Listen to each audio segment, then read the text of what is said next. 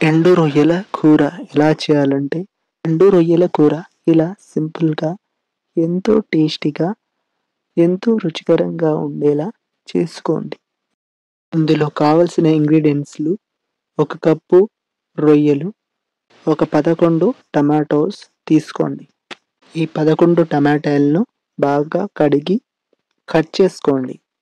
Cut చేసుకున్న ముక్కల్ని పక్కన పెట్టుకోండి. ఇప్పుడు కడాయి తీసుకొని అందులో నూనె పోయండి. అదే కడాయిలో పోపు కోసం కొంచెం మెత్తేసుకోండి. నూనె బాగా వేడైన తర్వాత టమాటాలు మొత్తం వేసుకోండి.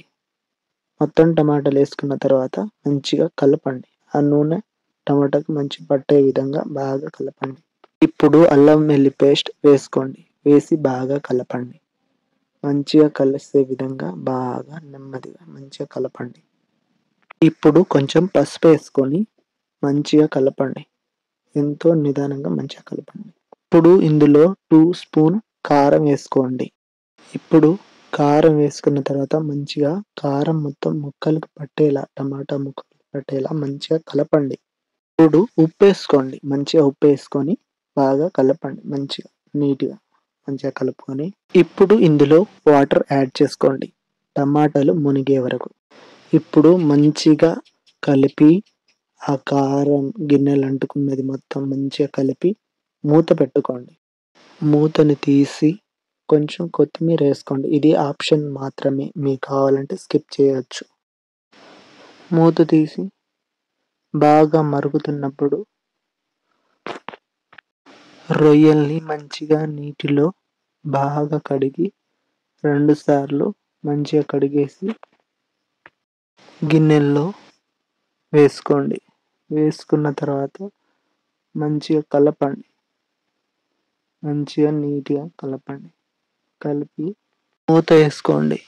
ఒక 6 నిమిషాల తర్వాత మంచిగా కలపండి. కింద అంటుకోకుండా ఉండడానికి మంచిగా కలపండి. మంచిగా కలుపుకున్న తర్వాత ఒక చెంచాడు ధనియా పౌడర్ వేసుకోండి. వేసుకొని మంచిగా కలిసేలాగా కలపండి. మంచిగా కలుపుకున్న తర్వాత మూత వేసేయండి. మళ్ళీ మూత తీసేసి మంచిగా కలపండి. ఎందుకంటే అప్పుడప్పుడు కలుపుతూ ఉండాలి. లేకపోతే అడుగంటిపోతుంది. ఈసారి 15 నిమిషాల తర్వాత మూత తీసి మంచిగా కలుపుకొని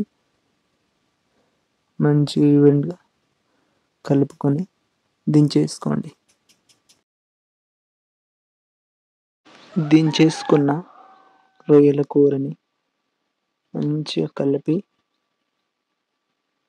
ఒక 2 సార్లు మంచిగా కలిపేసి సర్వింగ్ బౌల్‌లో తీసుకొని ఎంతో రుచికరమైన, ఎంతో టేస్ట్ అయిన ఎండు రొయ్యల కూర రెడీ.